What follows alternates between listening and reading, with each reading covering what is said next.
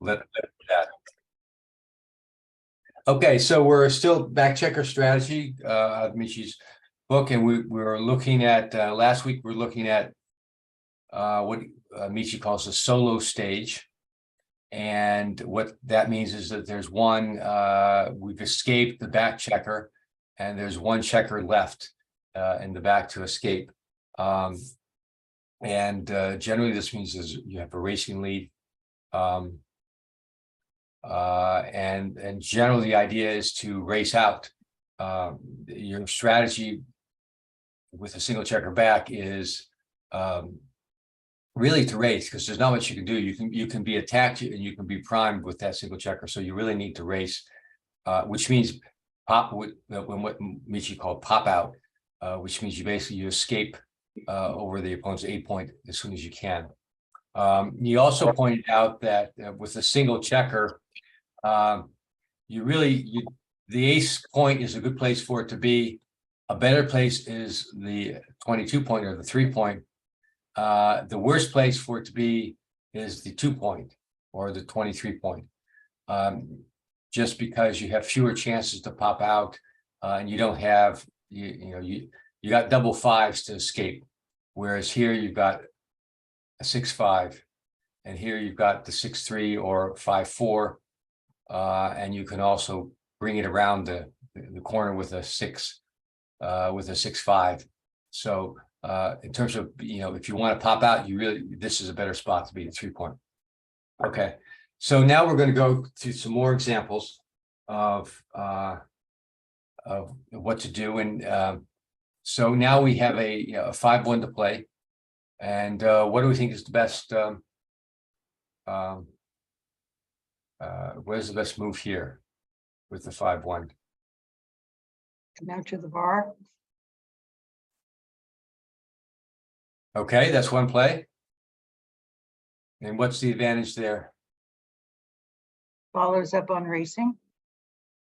Yeah, well, the idea is to race, and you are vulnerable to attack, but as we've seen, if you're coming out to the bar, your black is going to hit you, but typically he's going to leave. He's not going to be able to cover unless he gets a 6-1 or double 1 or something like that. He's not going to be able to cover, and so you have a chance to hit back. So what alternatives are there? Dump it on the 2 point. Yeah, you can do that. Does anyone like that? No, I don't.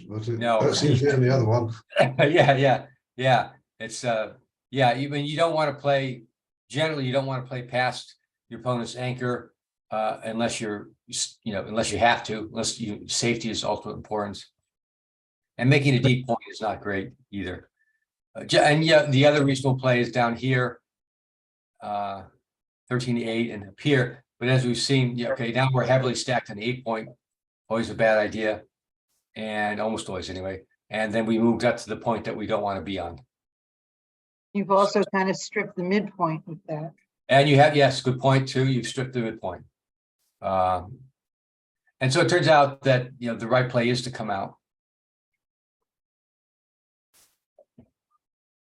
which actually we'll get to. Yeah, there we go. And actually, this I didn't realize this. The second best play is actually to come here,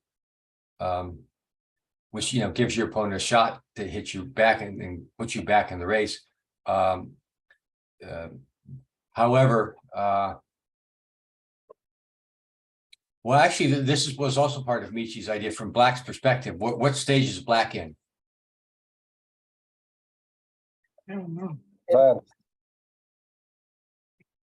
Yeah, he's an advanced anchor and safe. right. That's right. Exactly. So he's in the advanced stage. He's got the advanced anchor that puts him in the advanced stage. And what does Black want to do? He doesn't want to get hit. Right. He wants to play safely. So you put this kind of checker to dangle in front of him, and he's tempted to hit it. But unless he gets like a double twos or something like that, that means that he's going to break his anchor, and he's going to be vulnerable to a counterattack. And particularly in this situation where you've got a 6-3 and and an ace to, to point on him or to hit him, he's going to be reluctant to do that. So this is kind of the reason this is the second best play is this is bait for him to break his anchor and so that you can get some return shots in. But the best play is out to here.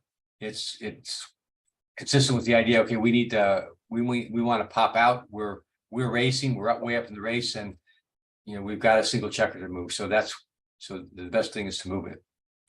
A variation of this, which Michi didn't cover, but what if we were already on the 2 point? Now what's the best play? 13 down, 23, 22. Yeah. Well, in this case, stepping up one to the 22 point is a better place for it to be. So, and the options, if we want to do that, are we can do 8 to 3 or 13 to 8. I don't remember which is better. They're about the same.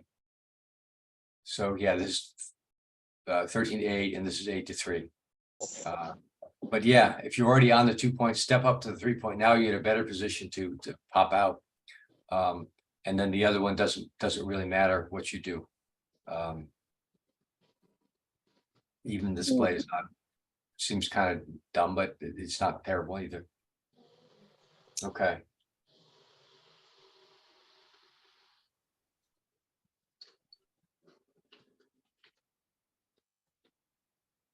So now we're gonna look at what do you do. Michi calls this, what do you do with a 2?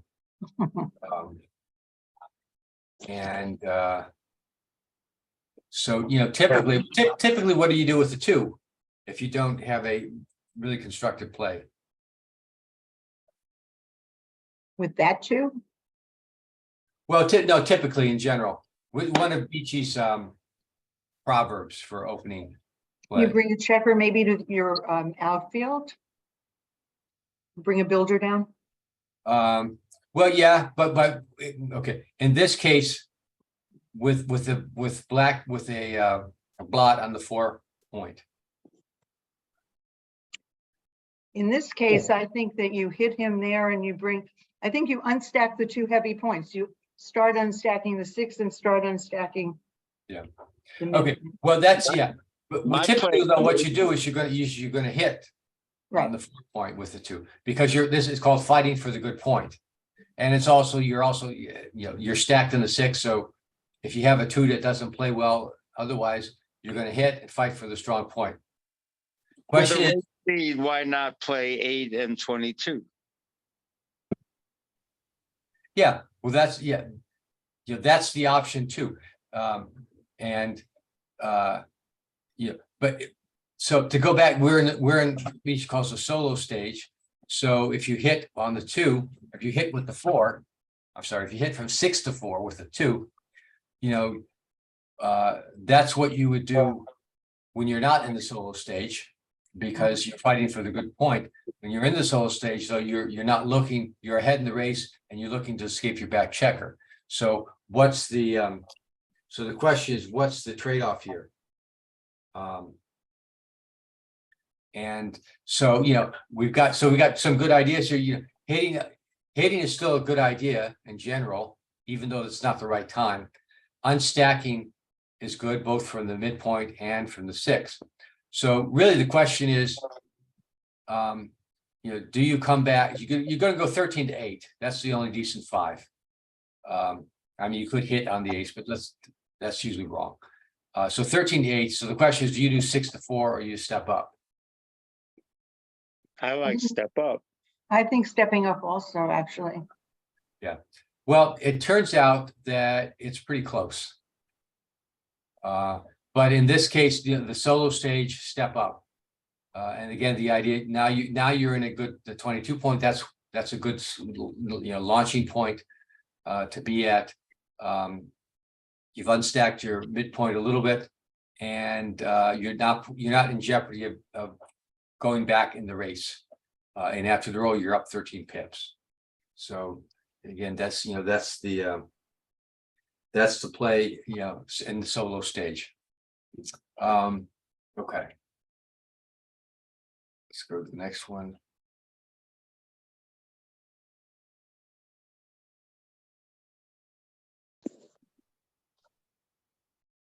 This is slightly different. What's the difference? His builder on the 9 point. Yeah, so, yeah, and how is that going to change the thinking here? Previously, the builder was here. And so how does that change? Now the play is still 13-8. He's a But more now active builder. The builder is more active on the 9 point. right, well, yeah, by active, what do you mean? He's poised to do something better than he would have been when he was way back. Right, well, he's you know, he's now within 6. He's a direct shot on your, if you step up. Yeah, So- but you duplicate threes, right? You don't want, I don't think you ever really want to give your opponent all of his role if you can take away part of it. Well, but you only have one checker back. And I you're know. heading the race. Yeah. So, yeah, so here, okay, we're still at 13-8 here. That's the 5. And the question is, do we hit here or do we step up? And now previously we saw that when this checker was back here, that it's a little bit better to step up. Not a lot, but a little bit better. When we move this here, though, does that change the equation a little bit? A little bit. Yeah, yeah. So, yeah. Yeah, it But I'm does. impressed by the duplication of threes. So maybe I'm totally off base. Well, yeah, you have the 3s. Oh, actually, this isn't even the second best play. It's 2 down here. This one is, it's the 3rd best play. But yeah, you have the 3s, but you're giving up. First of all, doubles 3s don't matter because the duplication didn't help you. But you're also giving up 5-3 and 6-3. Okay. And you're giving up 6-5. So you're giving up a lot of pointy numbers by stepping up here into this situation. You're stepping up right under the, you know, you're right under the gun. You know, now if black were here, I think we're back to the old situation where it's probably a wash. Yeah. Okay, I give up. And this is, yeah, so these are the same, but you know, with, you know, stepping up here puts you right under the gun here from this checker. So that's enough to change the dynamics of this position. To make it to switch to, okay, now we want to fight for the good point. Just because popping out is a little more dangerous now. 6-3 is a good roll either way. From this position. Yeah. Yeah. Okay. What do you Yeah. play with 6-3? What does black play with 6-3? Well, okay, he could make the bar point, or he could point on. Well, okay, it's obvious you got to make hit. Hit Yeah, and you point. got to hit. Yeah, and also, you know, the 6 here is a threat. You know, white is a threat here. Yeah. If it doesn't, yeah, make the point. So yeah, it's No. going to be making a 3 point. All right.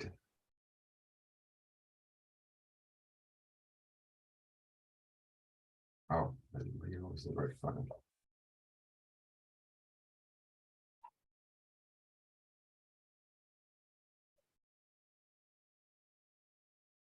So here, slightly different variation of this.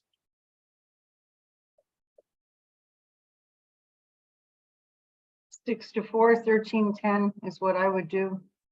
Mhm.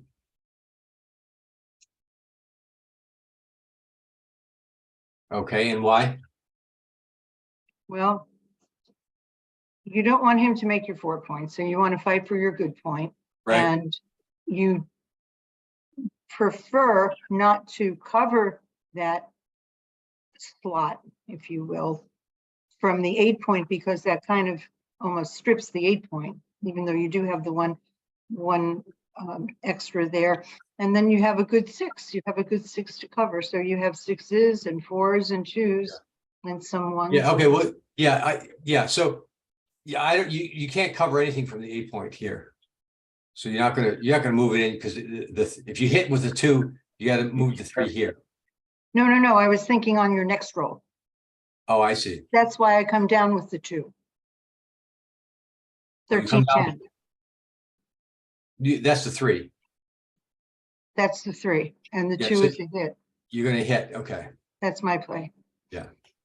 Okay, so, the idea here, yes, and, oops.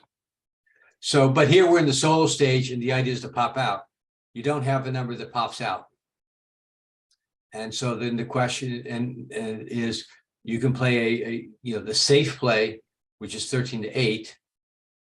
But that's really passive, but it is a safe play and it preserves your lead and all that sort of stuff. Or you can come down and step up.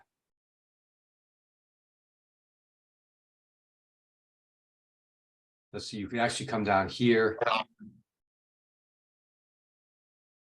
I probably do, now I do 11-23. Yeah, and this wouldn't make any sense because you give up the direct shot. You don't want to give up a direct shot without some sort of compensation for doing it. You could come down 2 and come up 3.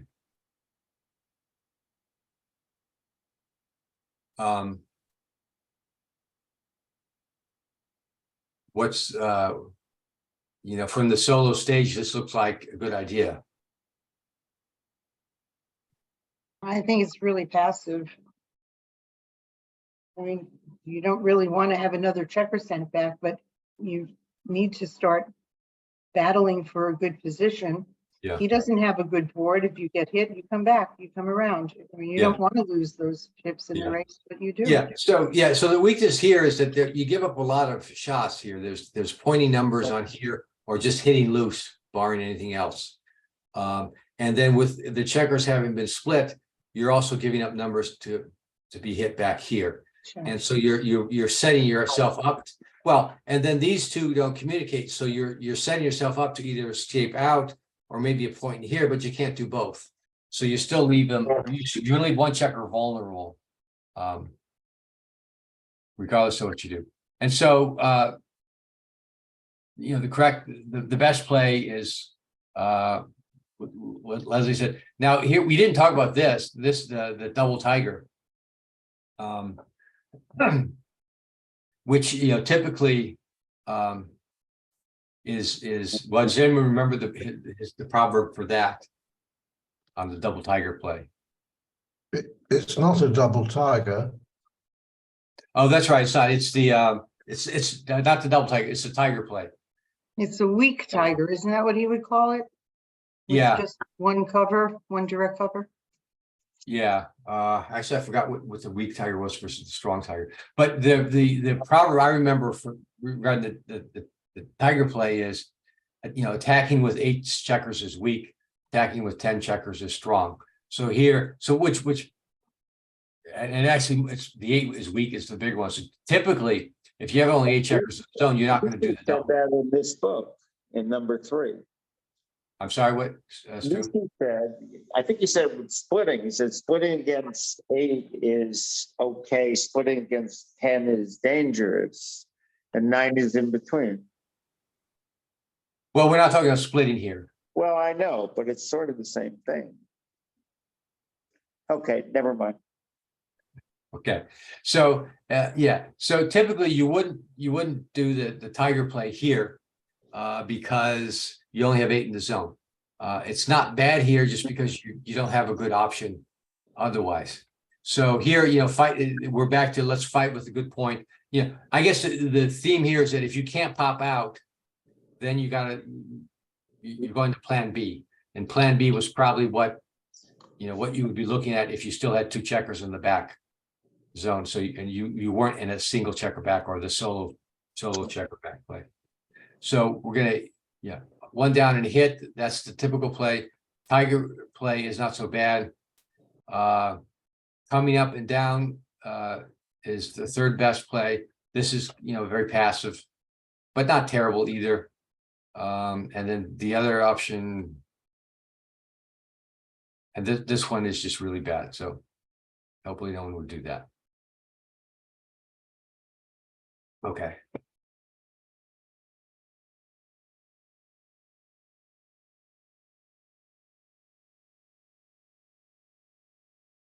Oops. With the answer up. Hopefully no one saw that. Okay, so this is a slightly different topic. And this section he calls, Michi calls fight. So, okay, 4-3 to play.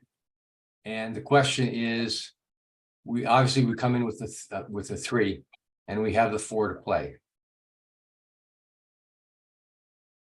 You have to hit. Yeah, so the question is, do we hit here? Mhm. Or do we play it safe? There's a safe play 12 to 8. And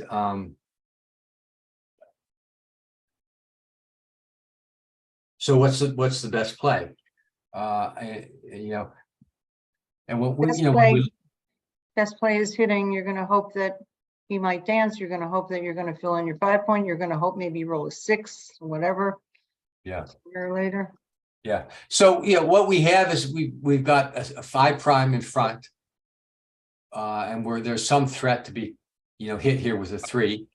And maybe even pointed on. Well, certainly a 4-3 black is going to point on you, or 5-3, even a 5-4.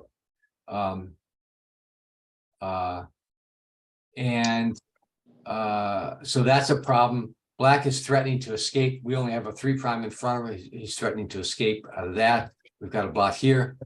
But we also have a racing lead. Yeah.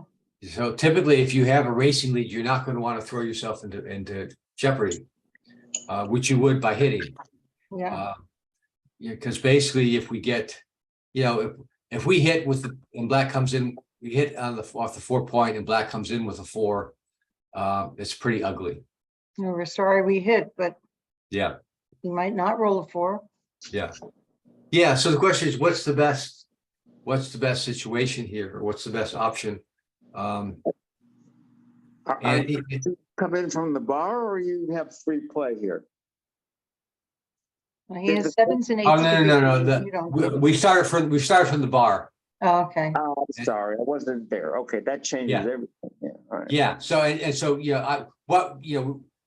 3 is forced. Okay, And so I'm the question sorry. is, now we have a 4 to play. Okay, play the 4. Got it. Yeah.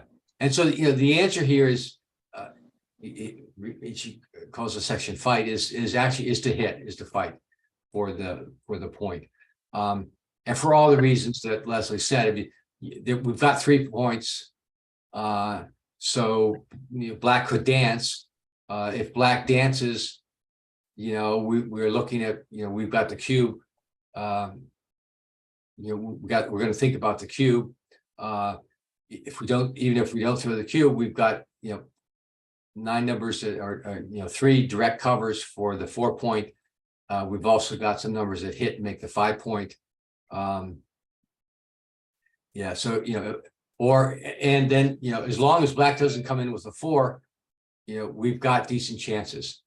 If he comes in with a 2 or a 5, we're still in pretty good shape. As long as he doesn't come in with a 3, this is strong.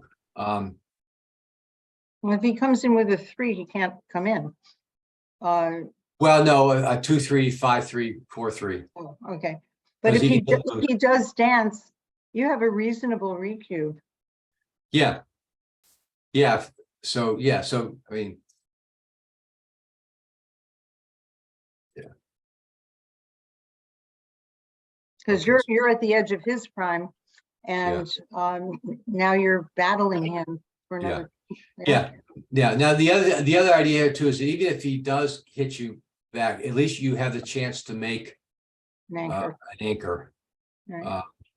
Which is why if black rolls like a 4-3, black is going to come in with hit you on the 4 and hit you back, or should hit you back on the 3 to prevent you from making that anchor. One thing, this is kind of a scary position. A lot of people don't want to do this because, it looks like it's gammonish, and if you get, if you do get hit with the 4, it's not looking good. But it's actually, there are fewer gammons here. I think 18%. You give up 18% gammons here. The safe play, no, it doesn't. It gives up slightly less. But the wins here are much higher. The wins are 40% versus 32%. And you also pick up more gammons on your side with this, the aggressive play. Okay. Let me just Yeah, check. one quick question about XG and the way it displays gammons and backgammons. Those are exclusive, not inclusive numbers. So the number of gammons is really the number they display as gammons plus backgammons, I've always thought. Is that true or false? The true number of gammons. I thought they were separate, but no, they're not. It's done in a very stupid way. It's got 3 numbers. One is confused. The one on the right is just backgammons, and then the next one I think is gammons plus backgammons, and the first one is singles plus gammons plus backgammons. It's very So you complicated way think of that doing the it. gammon number is inclusive of backgammons as well? Or is it separate from the number of backgammons? well, we actually we can figure this out.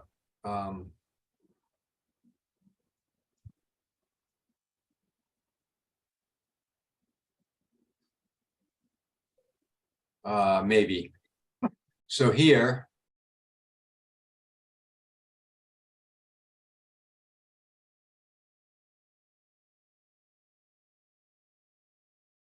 Oh, no. There we go.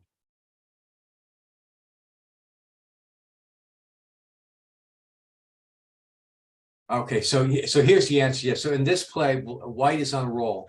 White is guaranteed a gammon. But if he rolls doubles, he's going to get the backgammon. Okay, so that's. So here it's 100% gammon. So that means that backgammons. So this has to include backgammons. Yes. Thank you. That's a good example. Thanks. Yeah. So because of black, it's actually 84% gammons and 16% backgammons because it's going to be a gammon or a backgammon. So the gammon number is inclusive of backgammons. That's a good example. Great example. All right.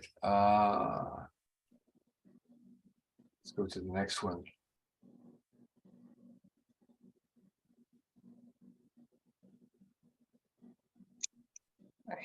Here's an interesting one.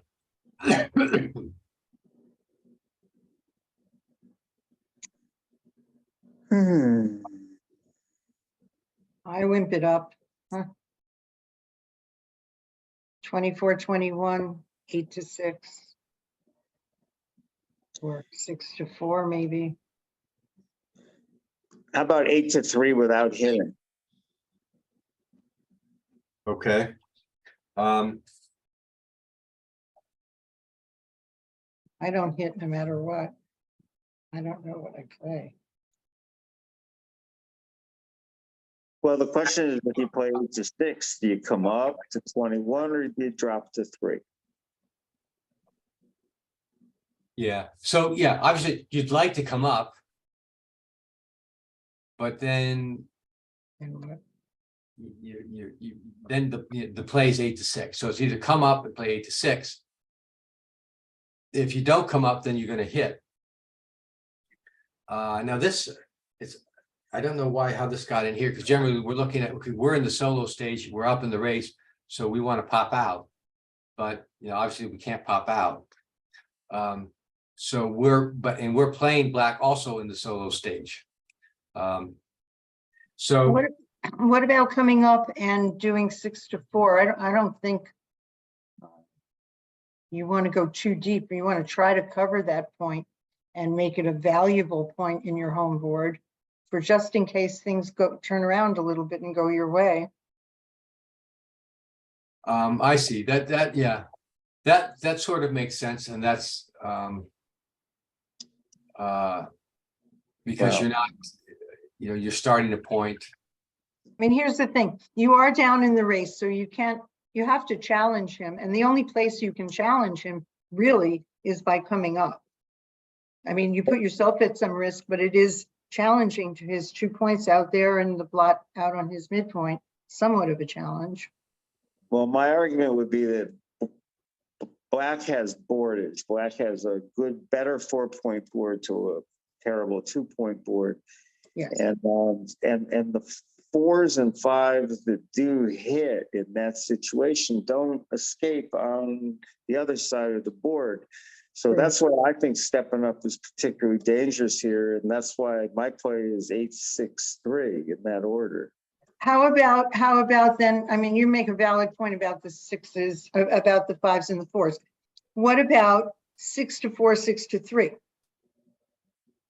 Yeah. And get ready to make your board and Well, I stay like- back on the ace point. 6-4, 6-3. I don't know. I just like having one blot in there. And from my standpoint, I like just starting the 3-point and leaving one blot rather. Okay, so we're getting a little bit off. Gary, I would try 8-5-5-3. I would hit.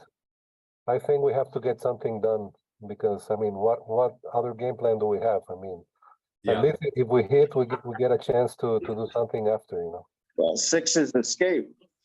I mean, we see daylight there. We're losing the race. Why would we be thinking about running? That's not my game plan at this point. I take the big chance. It's probably wrong, but that's what I would do. Yeah, I'm sort of priming at that point. I'm wanting to build a board sooner or later. Boys, Brown's got a. Oh, okay, all right. Yeah. I can. so, yeah, I mean, Jacob is right. We're behind. And when you're behind, you've got to disrupt. Black is actually in the solo stage here trying to escape. And he's on the verge of doing it with a 6 or a 2 something. He's going to do it. Anybody hit him loose? Anybody thinking 10-5? No. I like 8-5-3 now better than 8-6-3. I see the point. Yeah. And yeah, that is the right play, actually. The hit, put him on the bar, send him back a little bit, prevent him from escaping that checker. It's not that you're in a little bit of a desperate situation here. But stepping up is not right because you're not ahead in the race. And also, if Black doesn't pop out, Black is going to hit you loose here with Right. with a 4-point board versus nothing. He's likely to hit you loose, or point on you with a good roll, or just running out if he gets the big number. So here, again, coming in hitting that's the second plus play. It's not very good. 2 blots in the middle that doesn't hold Black up, and you make your board, but your chances of getting getting a shot later on aren't that great. You need to get the shot now. Having 2 blots makes it difficult. If you do get the hit, it makes it difficult to cover because you got a hit from the 5, and then you got to cover either the 4 or the 3. Hard to do. So the correct play is 8-5 hitting and keep going to the 3. Yes. No. Yes, 8-5, 5-3.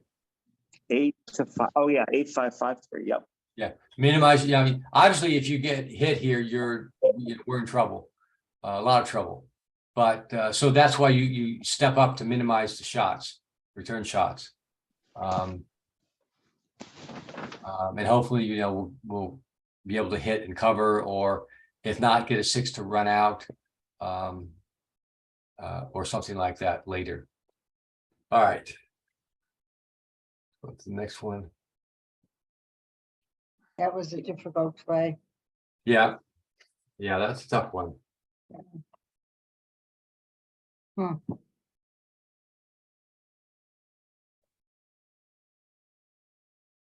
So then, and this one isn't any easier. What do we do I go here? 8-2. I bar, you enter from the bar and 8-2. Yeah.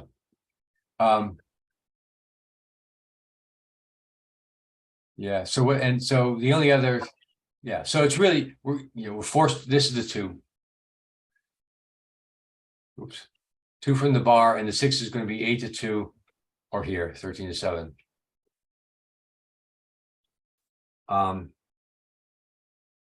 So we have, and what's the advantage to this? The advantage of 8-2 is that it's safe, and we're not going to send another checker back. What's the advantage to this? I might make an anchor if I get hit. Yeah, In this position, I think you want to keep him moving without injury to yourself, meaning don't get another checker back. And start getting ready to build a board, because he's moving. He doesn't have a whole lot of time. And maybe you need to start having some defense later. okay. Well, the better play is actually coming down. And so the theme of this chapter is, when we're kind of in desperate situation, he's called this section, fight. So this is the fighting play. It looks, ugly because black gets a 2, he's going to hit you, and then you're in trouble. But you might have a chance. You have a chance to make the anchor if he does. So there's that to fall back on. But also, it's kind of your best shot at containing black. Now look, this is not a very strong position. You got 16% wins here, giving up 36 gammons. This one is, 14% wins, giving up 37% gammons. So this is not a very strong position to be in. But the idea is that your best shot is to come down. Maybe you can get a 1 to make a 3 prime. Maybe you can hit him, put black back if black doesn't escape.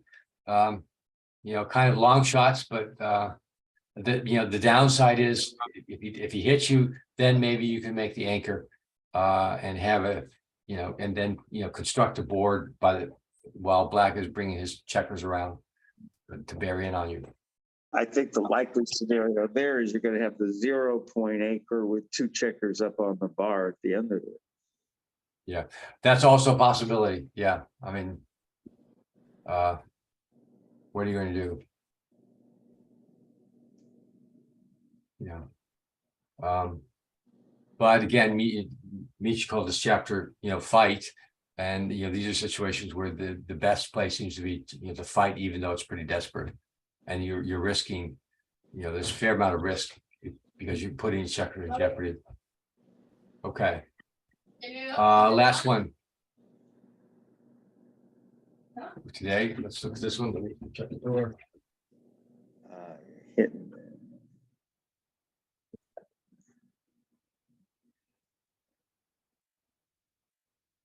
There's also another tough play. There are a lot of tough plays in this last section here. I think you hit and slot the 3-point. I like that. And why do you do that? Well, right now you're set up for slow death, right? I mean, Yeah. the only way to stop that is to get a second checker back while he's busy and get the 2-point. It's your only hope. Yeah. Yeah. So yeah, I mean, this is another situation where you're pretty desperate. We're going to get and put black in the bar, but we're behind a 6 prime. So when you're behind a 6 prime, your only chance is for black to crash his board. And for that to happen, you gotta have your own prime. Was this So- a match play? Was this match play? I thought I saw. Well, it. this is, we'll look at the match play in Okay, a minute, but this is set up as a money game, okay. this position. We'll look at I was thinking about the match play aspect of it. I thought I saw that a minute ago. That's why I asked. Yeah, it was, I changed it, I realized that I'd saved it that way, but for now, this is just money game. So, yeah, okay, the answer here is, again, you're fighting, Michi calls this fight, so you're, you slot the point that you need to make. If black hits you, then, you're gonna get, hopefully you'll have enough time to make the anchor, and have a chance. Even if you don't, there's a chance that black still has to extract this, he may be forced to crash. A big double fives, for instance, could crack him, double threes, double twos, maybe. That's what you're hoping for here. Not, again, these aren't high, these are kind of desperation plays. You're 21% to win here, 17 here. With this, Gary, this is April, yeah. may I ask, what does one do if the dice roll is 1-2?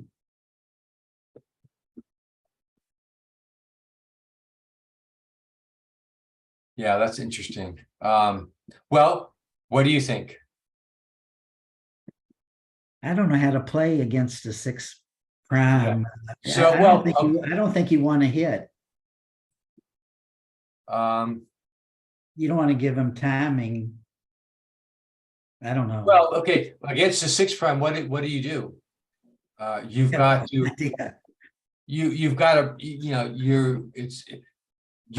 you have your own form of prime here.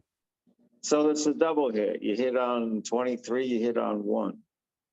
Yeah, I don't think so. You don't have an exit. You don't have a way to exit his board. He's got the full prime. It's going to be quite a while, especially if you're giving him extra timing by hitting him. It's going to be a long time till he breaks up over there that you can get out. You're right. I take it all back. Okay. So- Yeah, 2 to 1, I think is certainly wrong. This is where you want black, right here. Yeah. Because he needs a 6 to get out, or 2 something to get out. And and what you really want is this one. So, I'm gonna say come in and hit on the 2 and go 8 to 7.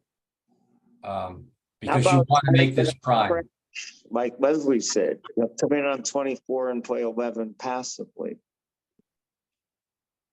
I mean, 6s are going to pop out, yeah, but 5s are awkward then. 4s are not great, Yeah, I like that idea. and 3s aren't good. And All right, well, let's see. Yeah, so yeah, you're trying to make the prime here. To play against the prime, you got to have a counter prime. And so this gives you this chance to make this 5 prime. Again, we're not in great situation here. This is the second best play, but this doesn't help you make that prime. so it's still bar 23, so it's still hitting him. That's the better shoot. Yeah. Yeah. Yeah. I mean, you want to get to the other part with playing prime against the primes, you want to be at the edge of the prime, so that when he cracks his prime, you're ready to hop out somewhere. Okay. If you play back on the ace point, black can just bring it in from the 8 when he's ready to do that, and you're still stuck behind it. So a couple of themes here is get to the edge of the prime, form your own counter prime, because the only way that you can beat win when you're trapped behind a 6 prime is if your opponent cracks, and the only way that he cracks is if you counter prime him and he gets rolls that he's forced to crack. And so those that's your best, that's your only shot really. Anything else here is a blunder. Hitting twice, I think, is going to be a huge blunder. Yeah. Yeah, because you're hitting twice, you want black to come in. And you don't want another checker behind there if you can avoid it, so, you know, you put black on the bar, he's gonna dance longer. You know, you can't escape the stack checker, your prime is gonna crack first, so. And you don't want to cover the ace, because you want him to come in the ace, that's your best prime. So, okay, so that's it for this chapter, Michi's book. The next section is the butterfly stage, which is the 3-point anchor. So Michi has a lot to say about that, and we'll take a number of weeks to cover that one. All right, very good. Turn off the recording.